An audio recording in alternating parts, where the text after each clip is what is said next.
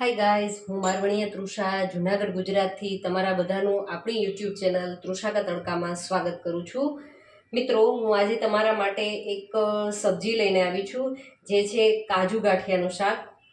આપણે કાજુ ગાંઠિયાનું શાક ઘણું ખાધું હશે અલગ અલગ રીતથી બનાવીને, પણ આપણે એની અંદર એક એવી વસ્તુ એડ કરીશું કે એનો ટેસ્ટ છે એકદમ સરસ ડિફરન્ટ આવશે. અને હવે આપણે એક કઢાઈની અંદર 2-3 ટેબલ સ્પૂન જેટલું ઓઇલ ગરમ થવા માટે મૂકી દીધું છે. હવે એ ગરમ થઈ ગયું છે, તો એની અંદર આપણે ડુંગળી 3 મીડિયમ સાઇઝની ડુંગળી લીધી છે, એ નાખી અને 7-8 કળી આખી લસણની કળી લીધી છે, એ એડ કરીશું અને એને સારી રીતે સાંતળવાની છે અને આપણે એની ગ્રેવી બનાવવાની છે. હવે આપણે 4 મોટી સાઇઝના ટામેટાં લીધા છે, એને એની અંદર એડ કરી અને સારી રીતે આપણે ચડવા દેવાનું છે. આ સબ્જી છે ખૂબ જ સરસ ટેસ્ટમાં લાગે છે અને આની અંદર આપણે મેં તમને કીધું એ પ્રમાણે આગળ તમે વિડીયોને સ્કીપ કર્યા વગર જોશો તો તમને ખ્યાલ આવશે કે આની અંદર ખરેખર આ વસ્તુ એડ કરવાથી આનો ટેસ્ટ કંઈક અલગ જ થઈ જાય છે. પ્લસ આપણે ગાંઠિયા પણ બધા જે યુઝ કરે છે એનાથી આપણે એક ડિફરન્ટ ગાંઠિયા અને વેસ્ટમાંથી બેસ્ટ કહી શકાય એ રીતે એનો યુઝ કર્યો છે.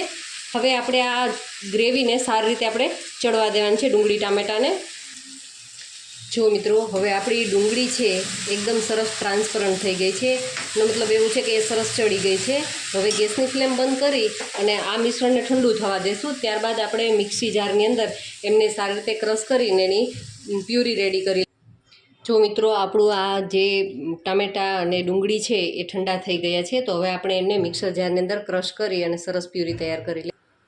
જો મિત્રો, આપણી ગ્રેવી છે એ બનીને રેડી થઈ ગઈ છે અને આપણે ગેસ ઉપર 3 ટેબલ સ્પૂન જેટલું ઓઇલ મૂકી અને ઓઇલ પણ ગરમ થવા રાખી દીધું છે. તો આપણે જોઈ લઈએ ઓઇલ આપણું ગરમ થઈ ગયું છે. હા, એ પણ સરસ ગરમ થઈ ગયું છે. તો આપણે કાજુ લીધા છે અડધા બાઉલ જેટલા, એમને આપણે ફ્રાય કરી લેશું. જ્યાં સુધી એ ગોલ્ડન બ્રાઉન ના થાય ત્યાં સુધી એને હળવા હાથે હલાવી અને એને સરસ ફ્રાય કરવાના છે. હવે જો એનો કલર છે એકદમ ચેન્જ થઈ ગયો છે, તો આપણે ગેસની ફ્લેમને સ્લો કરી અને બધા કાજુને સારી રીતે બહાર કાઢી લેશું.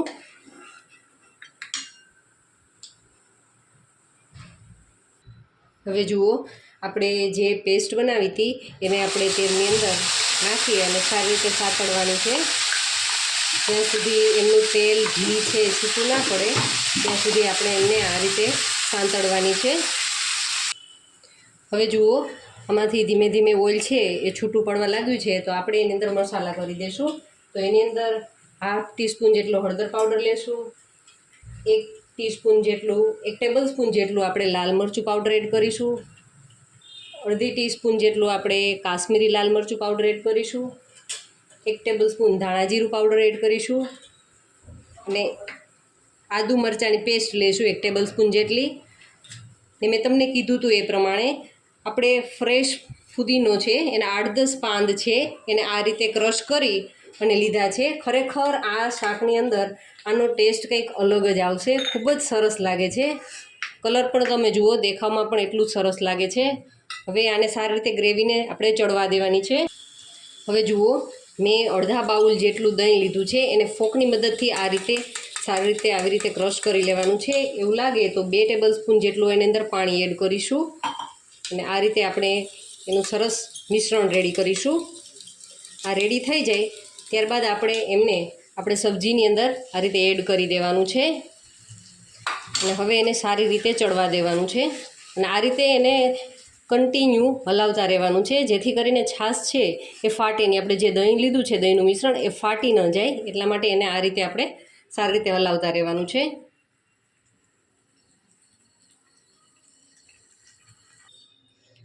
હવે આ સબ્જીની અંદર આપણે 1 ટીસ્પૂન જેટલો ગરમ મસાલો એડ કરીશું અને જે આપણે કાજુ ફ્રાય કર્યા હતા એ કાજુ આની અંદર એડ કરીશું અને સારી રીતે આપણે મિક્સ કરવાનું છે.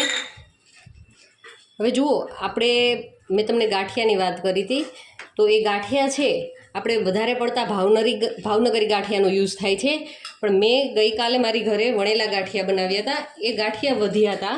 હવે આ ગાંઠિયાનો ઉપયોગ આપણે આની અંદર કરીશું. એ ગાંઠિયાના આપણે સારી રીતે નાના નાના પીસ કરી આ રીતે નાના નાના પીસ કરી લેવાના છે અને ખરેખર આ ગાંઠિયા છે વેસ્ટમાંથી બેસ્ટ કહી શકાય એવી સબ્જી બને છે. ખૂબ જ સરસ આ શાકની અંદર આ ગાંઠિયાનો ટેસ્ટ આવે છે.